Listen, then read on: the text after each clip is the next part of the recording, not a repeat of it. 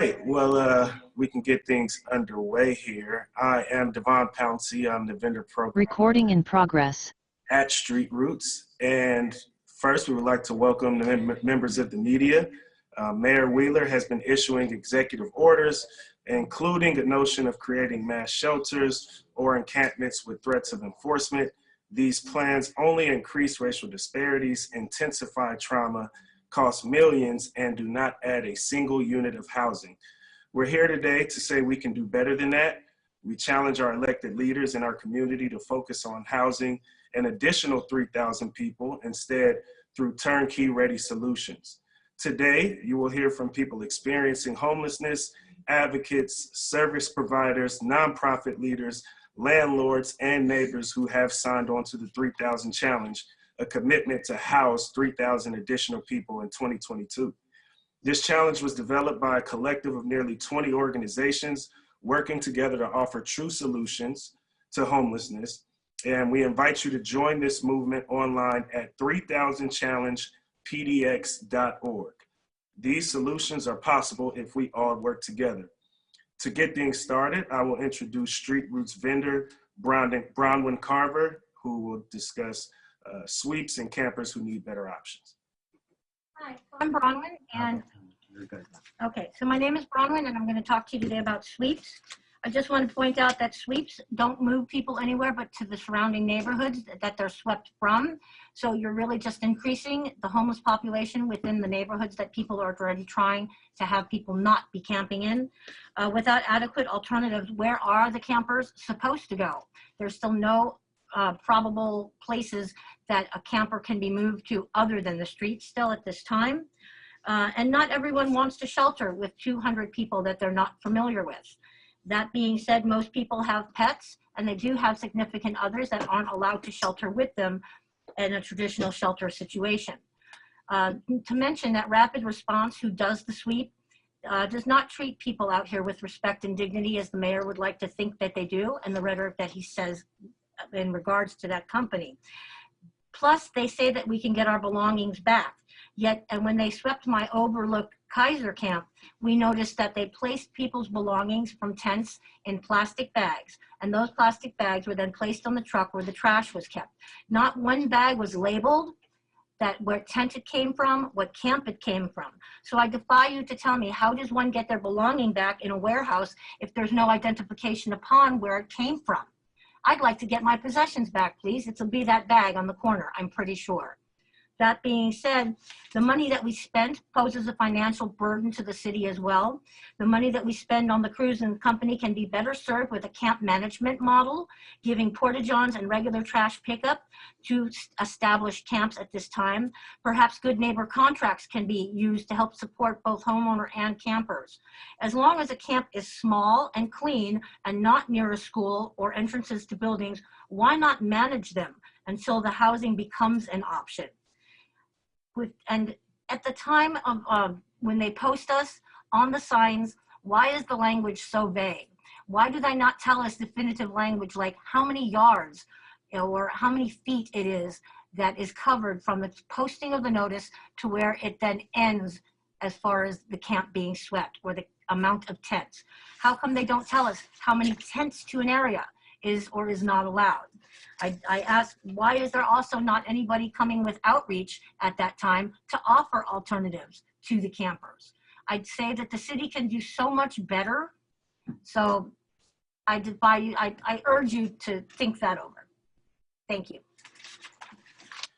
Next, we'll have George McCarthy, who is also a Street Roots vendor, who will talk about some concerns with mass sheltering. My name is George McCarthy. I'm just going to speak briefly about mass sheltering and my experiences. I've been in, as it is now, about 7 shelters. I went from New York to South Carolina to Oregon. And the biggest problem you have with it is that it's impossible to have a real personality in one. You have no privacy whatsoever. You're also a warehouse with a lot of very troubled people. And I've had everything happen from assaults. I was nearly killed in one shelter in Wards Island, New York. I had to leave there. I was nearly raped. I mean, it's a very dangerous, volatile environment. I've had fights in my sleep by being attacked. Not to mention that you have staff members that are wonderful and staff members that are not, that will do anything from people have been robbed, their medication has been taken, or they've been deliberately escalated so that they can be put out. One of the shelters I stayed in here, one man was notorious for throwing people out in the 60s and 70s. I mean, it's surrounded by camps, angry people. People get assaulted, they get hurt for specious reasons. It's a dangerous, horrible way to be. And the worst part is just trying to get yourself out of homelessness requires a lot of dedication and concentration and exactly the kind of mental state you can't have because you're living in a panic. It's like trying to do proper organizational things when you got the mind of a person late for work looking for their car keys. It's frightening, it's demoralizing, and it will infantilize you. You have curfews, you have people that will speak to you like you're a child, and it just doesn't seem to end. This is all over and above the problem. Trying to find yourself decent housing in these environments can take you forever just because of it. For my part, just thinking about being warehoused under guard or to being watched in such a way is going to be so much worse for people. And it sets a horrible precedent when you can essentially raise rents to the point where people can't pay them, have them dumped out on the street and very easily moved into another area. It creates a horrible way of looking at things for people are living. And if you really want for people to be able to be independent, you've got to have ability to have enough privacy and safety to develop the frame of mind to do so. They've never worked for me. I've been trying forever to get out of them, to be honest with you. And I'm recently got into a motel, and it's only recently I've been feeling better. The last place I stayed, I was suffering such severe suicidal depression. I did everything I could to get out of it. So I can only tell you, A, it doesn't work. B, it demonstrably makes you sick. It makes you worse. I mean, and you will have recovery time from it because you lose your sense of self. But I think even more what frightens me is the whole militaristic aspect of it, as treating people like refugees, basically for being poor. And it's not something you can get out of your mind and not recognize. And it's terrifying. You feel like your country has really given up on you. And we can absolutely do better than this. I know we can.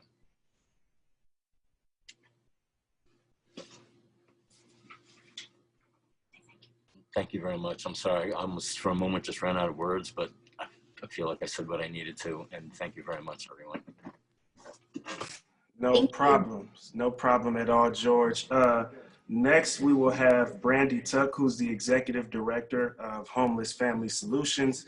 And then after that, for the folks that do have the run of show, you can just come right in after the person ahead of you is done speaking, introduce yourself, and we'll keep it moving.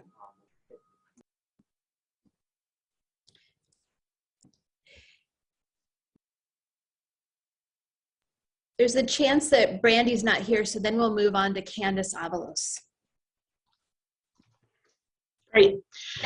Good morning, all. My name is Candice Alvarado. My pronouns are she, her, and I'm wearing multiple hats as I speak to you all today as Executive Director of Verde, Board Member of Street Roots and Portland Neighbors Welcome, and as a community advocate who is tired of the never-ending cycles of harm our city continues to put our houseless community through. We're gathered here today to challenge our elected officials, businesses, nonprofits, and our community at large to house 3,000 additional people by the end of this year with housing solutions that are within our reach. Every Portlander has the capacity to pitch into this effort by showing our elected officials that we stand for true solutions that help instead of harm. By partnering with the public and private sector, we believe Portland can provide permanent housing that promotes racial equity by eliminating racial disparities in houselessness and is grounded in our shared values of stability, safety, and health for the unhoused community. Our targeted list of immediate solutions include accessing empty apartments using rent support, landlord coordination, and wraparound services, purchasing properties that are ready to provide housing now, and ensuring that our new and existing affordable housing is accessible to people experiencing houselessness. Right now, we're asking our community to rally their neighbors in support of these efforts. Raising our voices in unison will inspire the political will to move our decision makers more quickly and ethically towards the solutions. We cannot continue to accept bans, sweeps, or enforced relocation, which only increase racial disparities, intensify trauma, cost millions, and do not add a single unit of housing. Whether you're a landlord, a business owner, neighbor, or an elected leader, we urge you to join us in signing the pledge to house 3,000 additional people in 2022. Go to 3000challengepdx.org to sign on today. Let's stand together and tap into Portland's civic and entrepreneurial spirit to get creative in providing solutions that our unhoused community deserves. Thank you. Thank you, Candice. Good morning, everybody. My name is Julie Delgado. I'm the Vice President of the Urban League of Portland. Urban League is one of the oldest civil rights and service organizations dedicated to the Black communities of Oregon and Southwest Washington. So I'm really here today to talk about how homelessness is an issue that is profoundly impacted by racial justice. As many of you know, Black Portlanders are more than twice as likely than their white peers to experience homelessness. Once homeless, Black individuals experiencing homelessness are nearly 4 times more likely to be arrested by a Portland police officer than a white person experiencing homelessness. Portland is also a city where Black-led households' median income keep us priced out of every single neighborhood. And this injustice has continued unabated for decades. We've really been screaming about this injustice for years, and we're really excited by the sense of urgency. We're a little bit puzzled that some of the proposed solutions seem to lack any recognition of the racist harms of our past. So we're here to offer 3 strategies today that are bold and that seek to end homelessness by avoiding replicating those mistakes. The first of our key strategies is a community pledge by property owners to use existing housing to be part of the solution. We know that Portland believes that Black lives matter. We know that people experiencing homelessness are our neighbors, and we know that there are enough empty homes that outnumber the people who are sleeping on the streets right now. So we're asking our neighbors to take an anti-racist action. So many of us reckoned with who we are and who we are as a city just in 2020, and we want to capture that energy to do what is right, to fix these harms. So we're asking you to pledge to be part of a solution to end homelessness now. Urban League is one of dozens of organizations in the city that offers what's known as scattered site permanent supportive housing. This is where Urban League leases market rate units of housing around the city. We pay market rent for them, and then we place a tenant who is recovering from chronic homelessness as we provide wraparound services. This is permanently affordable, supportive housing. This program is immensely successful. Over 98% of our tenants remain in their homes for years. This is a model that could be taken to scale immediately without waiting for units to be built and without the trauma and harm of sweeps and mass shelters. All property owners need to do to commit to being part of the solution is sign this pledge. This pledge is available right now online at 3000 Challenge PDX, where you can sign to commit to being part of the solution to end homelessness. We know that there are members of our community that will want to be part of the solution, and this will build an interest list that will show our elected leaders that the community is open to solutions that end homelessness, not hide it. Once this list exists, this will actually give our elected leaders the political courage that they need to do what is right, to do what is safe, and to do what is best for the city that we know we can be. Thanks, everybody.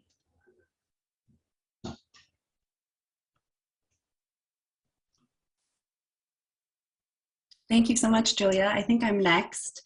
Hi, everyone. I'm Angela Huerrello. I'm the founder of Oregon Kids Read, and I'm going to speak today both wearing that hat and also as a Portland resident. So first off, some people may be wondering, well, what's a literacy grassroots network doing endorsing the 3000 Challenge?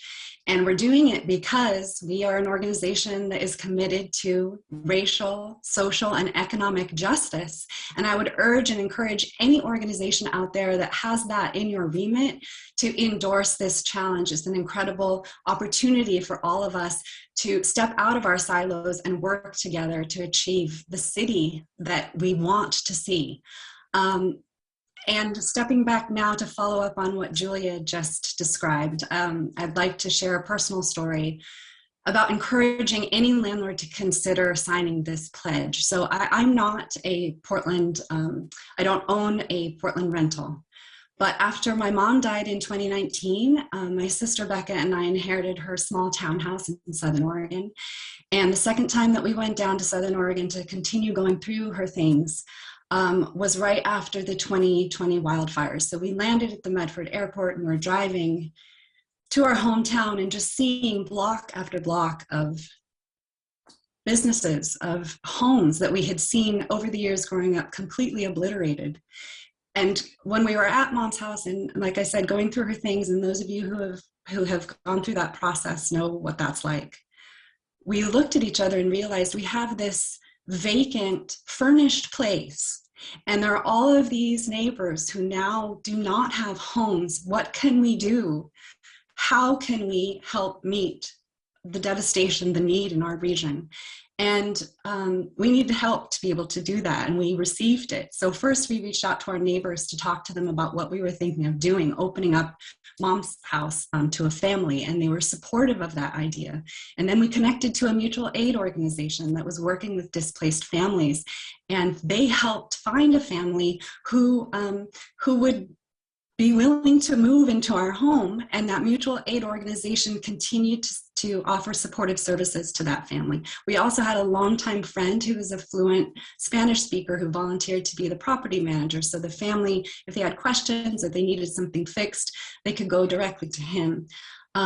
My sister and I were in a fortunate position where we could offer for almost a year free housing. But if we hadn't been in that position, this mutual aid organization and other groups did have money to help if we needed to have rent paid. So we welcomed a family into Mom's house. They stayed for a number of months, and they were able to secure permanent housing. And after they moved out, another family moved in and did the same. So I share this story because Becca and I, my sister and I, have never regretted that decision. It's one of the best we ever made. And our gratitude, our deep gratitude, is primarily to those two families who accepted our offer to host them, because they enabled us to participate in the healing of our region where we'd grown up and we loved. And they also gave us a chance to see Mom's house filled with life. It had felt so forlorn without her in it. And they gave us a chance as sisters, as a family, to experience healing of our own. So anyone out there in Portland who has a rental unit, I would say, please consider signing the pledge and joining the 3,000 Challenge and being a part of the healing of our city that we love. You will never regret it. And there are lots of ways where people can support you doing that. Thank you for listening.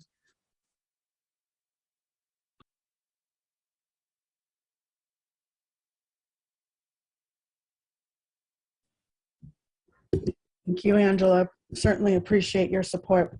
Good morning, everyone. My name is Katrina Holland, and I am the Executive Director of JOIN, which is a local homeless services agency here in the city of Portland, serving Multnomah and Washington County, as well as little slivers of a little bit of Clackamas County.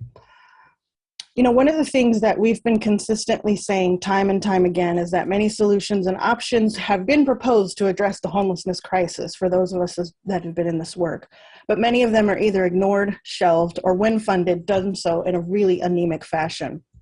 So for many years, to avoid these crises, many of us, as you have heard, have stood together pleading, screaming with the city and county for more targeted investments to scale up what we have found to be immensely successful on a small scale. And one such idea that has been proposed that I'm here to talk about today is the idea of master leasing, which falls in line with this immediate opportunity to utilize some of our vacant housing. So in the simplest of terms, master leasing is a concept where an entity such as a government agency or a nonprofit becomes the tenant in a unit or building and sublets to someone else. In an agency like JOIN's, this is also coupled with supportive wraparound services that help maximize participants' long-term success in housing. And these supports can include the full range of services from in-home behavioral health care to peer support to addiction and supportive services, all the way to financial planning and program exits once a household has reached stability.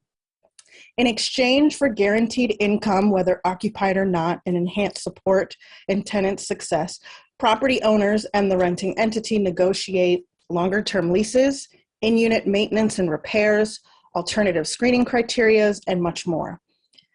The cost to run this program is cheaper than the national average cost per taxpayer leaving someone unsheltered, and significantly cheaper than our local costs. And it's thousands upon thousands of dollars cheaper, about 20%, than sheltering someone alone, and even more less expensive than sheltering someone and placing them in housing as part of an exit to their shelter stay. I can tell you, as an agency that's been running this program for about 5 to 7 years, this program has always been full. When a vacancy presents itself, it's gone in a matter of days. This program has been very successful keeping families together, serving culturally diverse populations, and getting some of our most difficult housing placement cases places to live that would have otherwise been denied in a private market unit had they applied on their own. We've seen families stable and off the streets for, yes, years in the program. One of the families we just relocated into their own rental unit after participating for 2 years in one has been described by our staff as thriving. And had you met this family 2 years ago, those words have not have rung true. The beauty of this program is that it helps to match individual need of addressing folks' human suffering of being on the street with a tailored, humane approach that doesn't aim to only get that person off the street, but end their stints on the streets altogether. It combines the necessary immediacy we should have to get folks out of living on the streets with doing the hard work of tackling head-on the root causes of someone's homelessness. We can avoid just giving someone a shelter bed and calling it good, as we have heard from Bronwyn and George's stories that's not helpful, but also in the spirit of true housing first approaches, provide support alongside them to maximize their chances of success to get stable. It also upholds our core values as a city, treating our houseless neighbors like who they are, people who have individual stories, who may want privacy instead of living with 499 or 999 strangers. They have a sink of their own, a refrigerator of their own, a toilet. It honors our collective commitments to be humane and give people choice, the ability to keep their things, and a near-term option at a chance to succeed. Now, is it easy? Absolutely not. But is it worth it? Absolutely. So between two organizations that are before you today, there are only 65 units of this kind of arrangement available. But not for lack of interest on the part of property owners or social workers' desire to participate, but simply because of a lack of funding. Just a week and a half ago, Join was approached by 2 property owners with larger portfolios in multiple neighborhood quadrants who asked how they can be a part of the solution.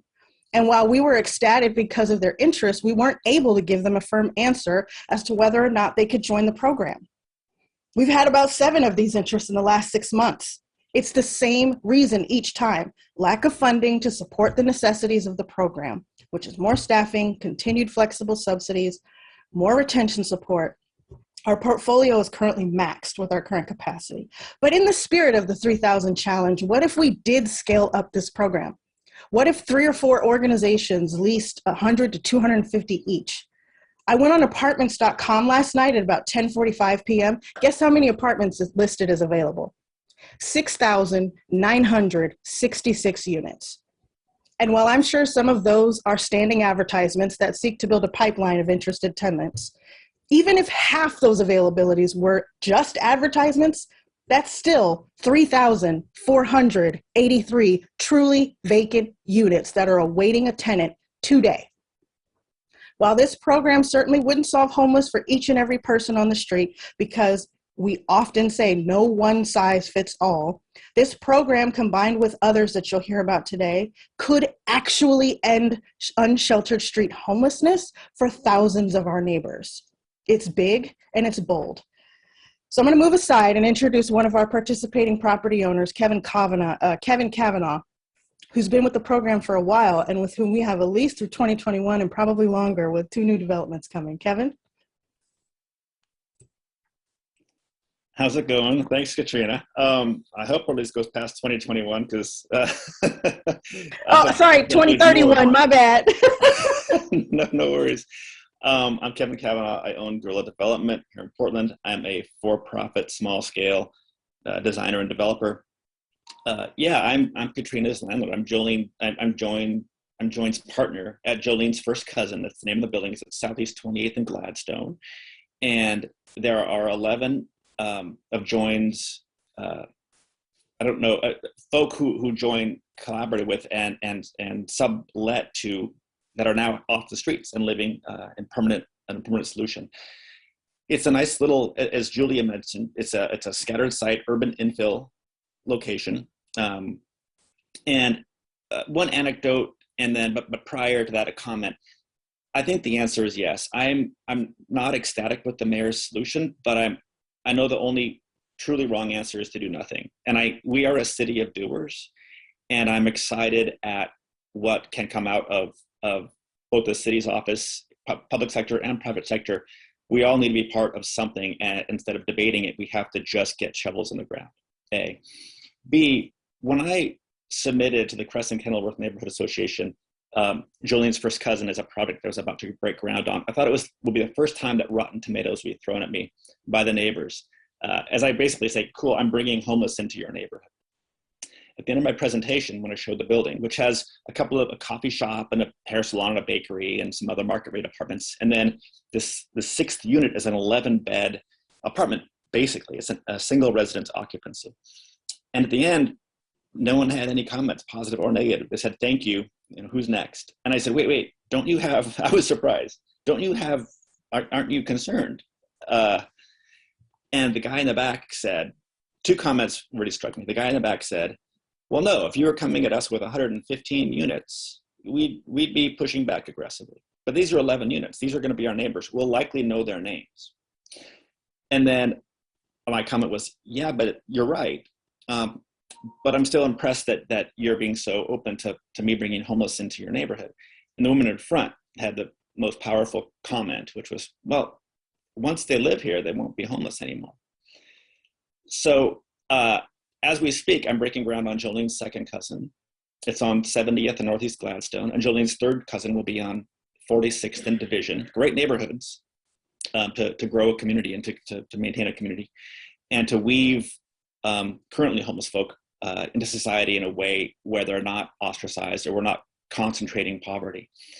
An important side note before I go is that there is no public subsidy in any of these projects. As we speak, I don't have anyone for Jolene's second or third cousin. Hopefully Katrina wants to hop aboard, but there's also homeless veterans who only want to live with homeless veterans. There's homeless seniors who only want to live with homeless seniors. The homeless population, as we all know, is a broad and varied spectrum, and we have to treat them not with a one-size-fits-all model, but with as many. The answer is yes. If anyone has an idea for a homeless solution, I'm going to tell you yes. Stop talking and just go do it. If I can do this with Katrina's help, without $1 public subsidy, imagine what all the horsepower of the city can do behind concepts like this. So thanks very much. Hi, everyone. I'm Laura Golino DeLavato, Executive Director of Northwest Pilot Project. We work with low-income seniors to help stabilize their housing and move them from homelessness into housing. We have long relationships with housing providers, landlords, property owners, property managers, and they're so important to us and to other organizations like ours that don't own or manage housing. In the same way that we work with our clients, our relationships with our housing providers start with a conversation. Often we hear from landlords or property owners, what can I do to help address homelessness, to help low-income seniors? And our response, you can be part of the solution, one front door and one set of keys at a time. And that's what the 3000 Challenge is all about. For 53 years, Pilot Project has partnered with landlords to provide the critical resource of housing for the seniors that we serve. These relationships are critical in ensuring our participants can exit homelessness and enter housing with supportive services that follow them as they make the transition. What we find to be really effective is offering a range of options for partnerships with landlords, big and small. No matter how we structure the partnership, though, our approach as a service provider includes being responsive, being proactive, and keeping the line of communication open. When we partner with a landlord or property manager or any organization like Urban League, Join, or Portland Homeless Family Solutions, the landlord gets a team of support within a community-based organization. rent subsidies and payments to make it affordable for the client, and a new tenant who's set up for success in their new home. As Kevin said, once they get housed, they're no longer homeless. Case managers can visit clients in their home, provide support with moving logistics, and help when there's a question or concern. And a case in point is Pilot Project's long relationship with Guardian Real Estate Services. Tom Brennecke, owner of Guardian, said, "We have a 20-plus year relationship with Northwest Pilot Project and consider this organization one of Portland's best senior service providers. We're proud of this partnership, and our city is fortunate to have them." These are the kinds of partnerships that we're looking to develop through the 3000 challenge with landlords, property owners, property managers, housing providers, large and small. We want to thank the current housing providers that we work with who help us stabilize over 600 seniors annually. And we invite all housing providers to partner with all of us as the need has grown for housing opportunities, especially for people with the lowest incomes who are often older adults, have disabilities, have high vulnerability, and have been moved out of the neighborhoods that they know. Thanks so much. Thank you, Laura. I'm Kaya Sand. I'm the Executive Director of Street Roots, and I'm feeling very inspired this morning, but that's how it always feels talking to so many people who really know how to get it done, and that's what we want to amplify. I think there's a lot of despair in the city, but we actually have so many ways to do this. So I go back to Kevin Cavanaugh's comment, the answer is yes, and that's what we're about with the 3000 Challenge. We're going to say yes until we get it done. Get these ideas out there. Stay on top of them until they happen. So I want to push forward another strategy that we're really wanting to see happen more often locally, and that is to purchase properties that are ready to provide housing now, or with minimal construction, because we can have nonprofits, we can have public acquisition of motels, of newly constructed apartment buildings, anything that's ready to turn into a quicker model of affordable housing. So we're promoting all of this alongside all of the other affordable housing that's happening. That we're saying there's just a lot more we can be doing, and we can do it faster, and that model is actually less expensive too. And the thing is, we have the roadmap to do this now. And that's because, thankfully, on the state level, in November of 2020, the state legislature started the Project Turnkey. And through that program that was really responding to crisis, we're seeing innovation in crisis, and we need to build on that innovation, build on the crisis of the fires and of the pandemic. And so working with Oregon Community Foundation and a number of real estate agents and developers, they work with nonprofits to get, or local municipal governments, to get 19 of these properties sited within about 6 months around the state. And honestly, I've been going around and visiting them and writing about them, because this has been a real pocket of hope for me. As there's so much that is so difficult, but I look at this and I see it working. So, they've opened up about 900 units, which is that many more people who can live in those units. So now the Oregon legislature is about to, hopefully, pass the funding for Project Turnkey 2.0. The thing is that homelessness is such a statewide issue that a lot of this is about the rest of the state. We need a local Portland turnkey. We need our local governments to be investing in more of these property acquisitions to quickly turn around housing for people.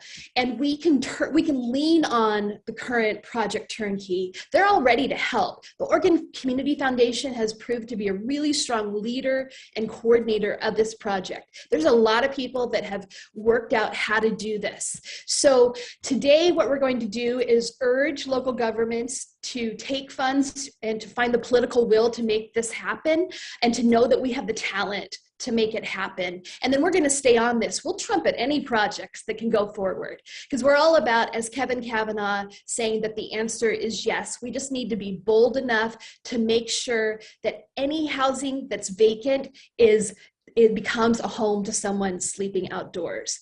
Thank you very much.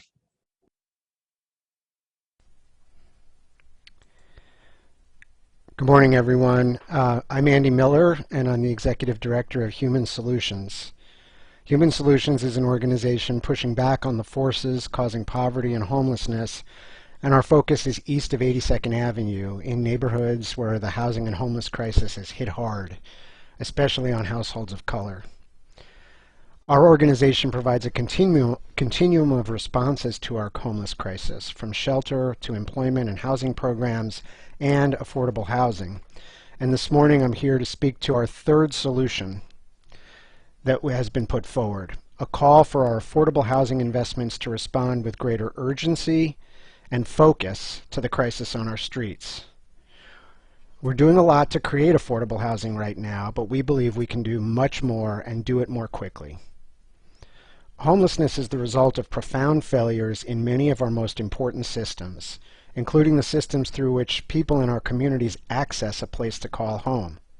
Affordable housing, especially when it is developed and owned by community-based organizations and built and designed for the people who are most systemically excluded from the conventional housing system, can truly be the systems change we need.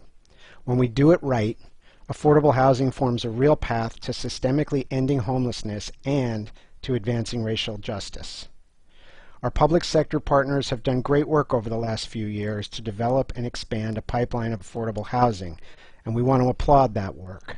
Today's call is that we act with even greater intention to build a sustainable pipeline of homes that respond to the specific needs of people on our streets and in our shelters, and to do that work with much greater urgency than we're doing now.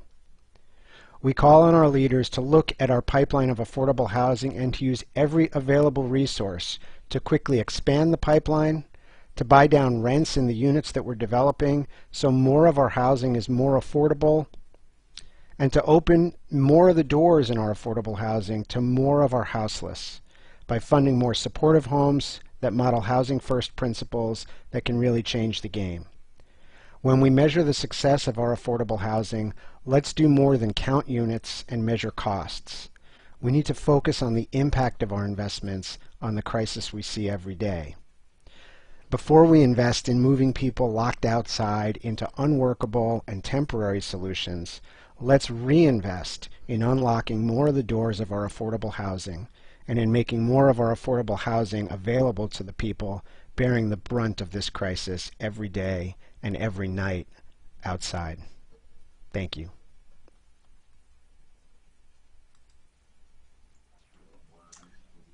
The 3000 Challenge will roll out initiatives and make announcements.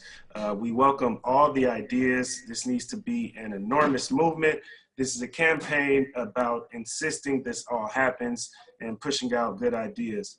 We call on our neighbors across the city.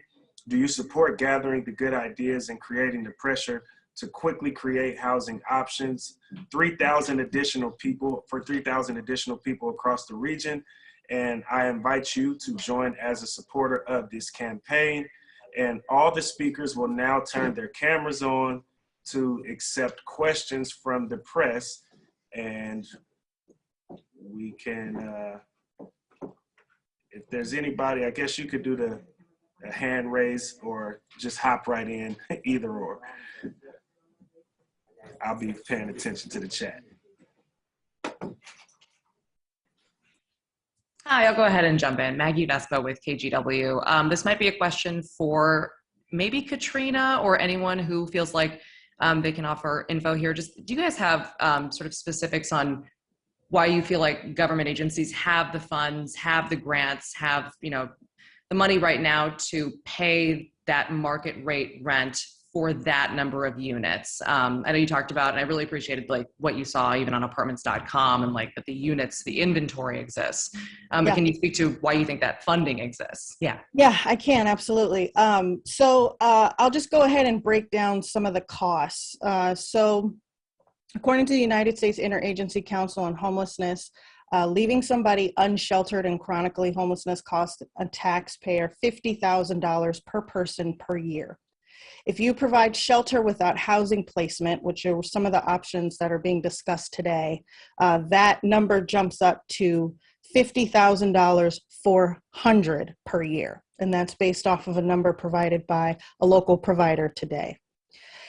If you supply shelter with housing placement support, those numbers jump up exponentially up to about $72,000 to $80,000 per household per year. And with master leasing, it's about $47,000 to $52,000 today in 2022 per year. So really it isn't necessarily about having enough money to pay for units, because the units that we currently manage average from about $450 per unit per household in an SRO up to $2,200 per year, where we're covering the rent for somebody in a single family home. So this is a range of market units that are available to us. So it isn't necessarily, do we have the money? It's, yes, we know we have the money because we're talking about spending it. How do we best use that money? The Safe Rest villages that are going to shelter, I believe, 60 people in 6 spaces. It's about 360 people. The estimated cost the city anticipates is about $20 million. So it's really a question of how do we want to spend our money? Great, I appreciate it. And then I just have one more question. Have you spoken with anybody here, city leaders or county leaders, and gotten their reaction to this pitch at this point? Yes, so the county is very interested. We've been talking about it for a little while, and I think within the last year, in the last month or so, we've been discussing how to scale up this program within the next couple of months. The city has been unresponsive. I'll just jump in too and say that we would welcome folks to endorse this if they're willing to say that they are committed to getting this done, that they won't use coercion, that they won't be creating options that are requiring people and based on bans. Then if they get those programs going, I'm super happy to host another press conference. Yeah, I think the bottom line is the ideas being floated by the mayor's office all cost money, millions of dollars, actually. I think what we're saying instead is let's choose housing. It's a smarter investment, and it's more responsible with taxpayer dollars than our current options today. And so we're excited to do that. And I just want to jump in and add, as an organization that provides shelter and housing, we would rather be having these resources help us move folks out of existing shelter beds. There's over 2,000 shelter beds already funded in the county. Folks are stuck in there because of a lack of resources. Instead of investing in new forms of shelter, we can be moving folks more quickly out of our existing shelter beds and thereby making shelter available. Shelter's not a great solution for everybody, but for those for whom it is a good solution, we can be making much more efficient use of the inventory of shelter beds that are already in existence and already funded if we adopt some of these strategies to more quickly move people into housing. Great, thank you, everybody. Can I jump in? This is Alex with the Portland Mercury. I'm curious how you see the Metro Supportive Housing Services measure and funding kind of pairing with this request. I mean, is this in some ways saying that there isn't enough funding in that funding stream to effectively open more supportive housing and affordable housing units? Is this meant to kind of pair with that funding stream, and I guess how do you kind of square that that campaign and that amount of funding with this goal? Jump in here. Sure. I think that what we see right now and what people are discussing is that this supportive housing measure is staffing up, and what they're kind of hoping for is that affordable housing will be built by the time the full revenue from the supportive housing measure is available and ready to use. What we're saying is that we can use the revenue from the supportive housing measure to use existing housing, and then the supportive housing measure would just cover the supporting services and then buy down some rents in existing market housing. There seems to be this kind of delay, like, oh, well, let's wait, let's build it. And of course, like, we need to increase the supply of affordable housing. That's not the question. Like, we need to continue to build. But in the meantime, we can use the revenue from the supportive housing measure to use existing market housing or project turnkey, or all of these options that are currently available and currently empty. So we see it as a overlay of the supporting housing measure, and that not all of the revenue can come from there. There's other revenues that they're talking about. There's money that they're spending. Again, we've talked about it throughout, that they're spending on sweeps, on cleaning, on services to people experiencing unsheltered homelessness. All of these revenues could be directed to actual housing and solve it today. We don't have to wait for the housing to be built. It exists.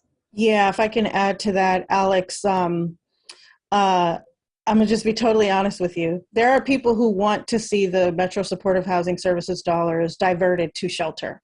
I don't necessarily believe that is with ill intention. I believe it's probably just a lack of understanding of how much it actually costs to shelter someone versus placing them in housing and giving them support for a year, as opposed to an 85-day stay, which is the typically average stay for a family of four in a family shelter. I believe that if we continue to lift up these notions to talk about how much it actually costs to make use of our existing units and supports, and the public starts to hear that message, they'll go, oh, well, let's be smarter with investments. We can get somebody out. You tell me we can get somebody off the streets for good versus putting them in shelter for less money? Why not? And hi, Alex. I just want to add to what Julia and Katrina have said, that the supportive housing services measure dollars, which, just to remind everyone, only started going out on July 1st. So it's only been 6 months that the money's actually been out the door to service providers like us. That really is an overlay and a complement to what we are proposing. The rent subsidy dollars that are available because of the supportive housing services measure have made it possible for our small agency just in about 3 months to house 25 people. And that is exactly what Julia was saying. We're using existing stock of housing and using those funds to buy down the rent and get people into housing. So it's really about the integration of these sort of a strong funding strategy with a focus on highly vulnerable, chronically homeless folks, with an effort to look at what solutions do we know work and pair them together. And sorry, Alex, everyone's jumping in on your question. If I can piggyback to two things, kind of to complement what Julia said. The answer, it's not an or equation, it's an and equation. I'm building, Jolene's second cousin, I break ground on this month. There are 11 folk that are living on the sidewalk today that I'll hand keys to a home to in a year. There's a lot of low-hanging fruit that's rotting on the vine because there are spaces that are open today. There's funding available today that Julia wants access to, but she can't get to it. Likewise, when you talk about Metro's money, the last time I checked, I, as a for-profit developer, I'm not a nonprofit. I'm not allowed to get their funds. Marlon is one of Katrina's joint partners, and he lives in Jolene's first cousin.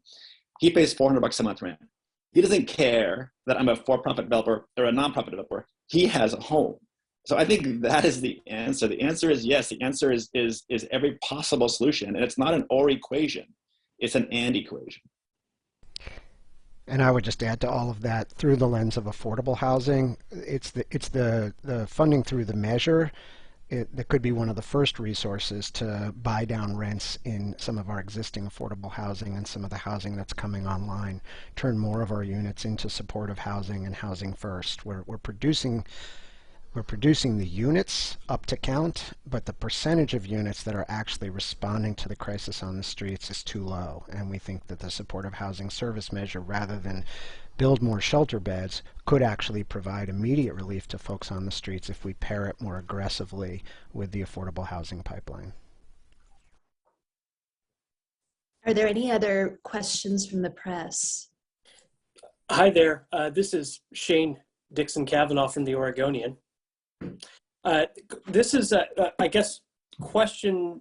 I'll start with Katrina, since you sort of laid out what the cost for master leasing is per unit per year at about $47,000 to $52,000 per house. Sorry, per household per year. So that could be, yeah, per household per year. And does that and so does that include supportive services as well, and not just the cost of the housing? Yes, it does actually. So I can give you a breakdown real quickly. So this assumes we're moving someone from street to the housing. The cost includes two staff persons that support the unit and the household living in it. Their full salary plus benefits and taxes. It includes all of our supervisory, finance, and admin data staff capacity needed to run the program, their salaries plus benefits and taxes. Rents are between $450 for SROs up to $2,200 for single family homes. Of course, SROs have about one person per unit, but other units are between 3 to 8 people living in them. These are mostly private market units, not Capital A affordable housing developments. This assumes we're paying about 100% of utilities each month, which is unlikely because of vouchers and utility allowances and in many cases, income from tenants. It includes our administrative and operational costs, including insurances, transportation, mileage, staff support. And it assumes we're paying full rent at 80% of participating properties, which is also unlikely as a result of vouchers.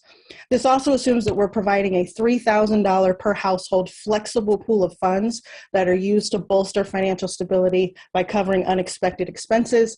Average stay in the program before moving on to get their own unit in their own name is between 6 months to 3 years. And every now and then we have folks who stay longer. So many families go on to their own economic stability to maintain their own apartment. So yes, it does include the services with it. Got it. So I'm just curious if sort of the push here right now is to get an additional 3,000 folks who are currently unsheltered into housing within the next year. That's not necessarily 3,000 individual units because some households can accommodate more than one person, correct? Correct. Yeah, so I'm just wondering if we were to do just a one-to-one, and we're looking at a $47,000 to $50,000 price tag per household. If there were 3,000 additional ones in the next year, that would be about $156 million. And now I know that the number would be smaller than that, but in terms of this 3,000 number, what's the estimated cost for this? Because we're looking at likely something that would be over $100 million as an investment just for 1 year. Yeah, I mean, that's a great question, Shane. And again, none of these options are free, right? Including the ones that are presented by the mayor's office. So for example, again, the Safe Rest Villages, for a year of operations for 360 people, we are talking about $20 million. Mm-hmm. And it does not end their homelessness. They are still homeless. They're just in a camp. It also doesn't include housing placement supports. So the question again isn't how much are we going to spend, it is because we're going to spend. What are we going to spend on is the question.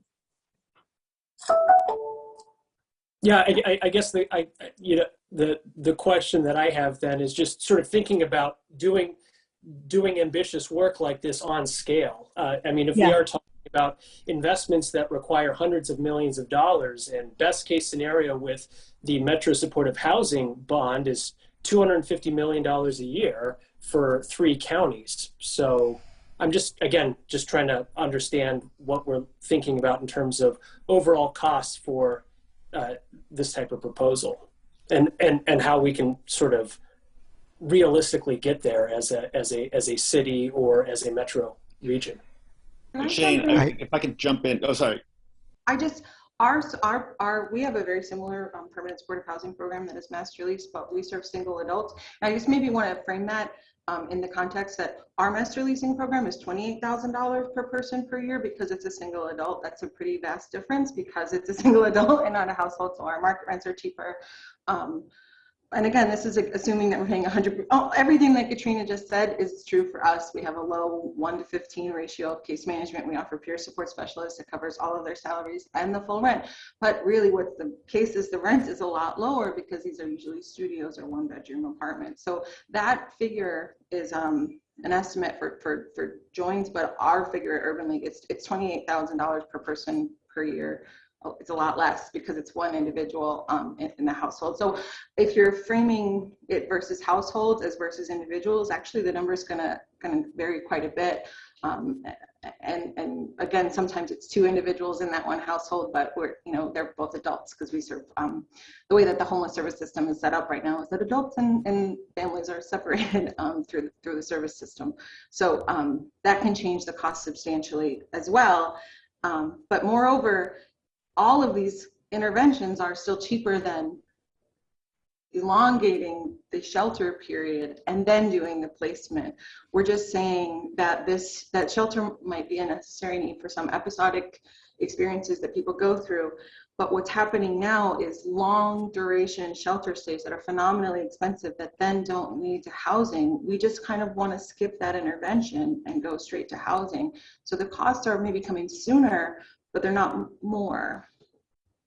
And, we picked this 3,000 number for a reason, because it was coming out of the mayor's office, this notion of building 3 1,000 person shelters. That's been shifting. There's just a lot of frenetic energy coming out of that office.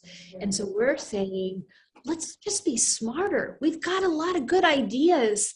Instead of just spinning around and throwing things out there, let's just start chipping away and take that same number and do better. Just do a lot better. Like, have higher standards for our community, care more, right? You're exactly right. I mean, if I can push back a little bit on your question, despite my love of your last name, it reminds me of beware of the $100,000 kitchen remodel. Like, my kitchen's gross. It's been gross for a decade, and I don't have $100,000 to fix it, so I don't do anything. I could change a light fixture for $300.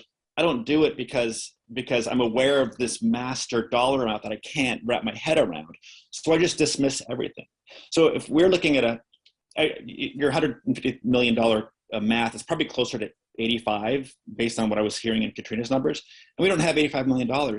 So let's just not do anything. I think it's a little bit of a blunt instrument, and everyone on this call is talking about using a scalpel and being surgical and being smarter about what we do with our money.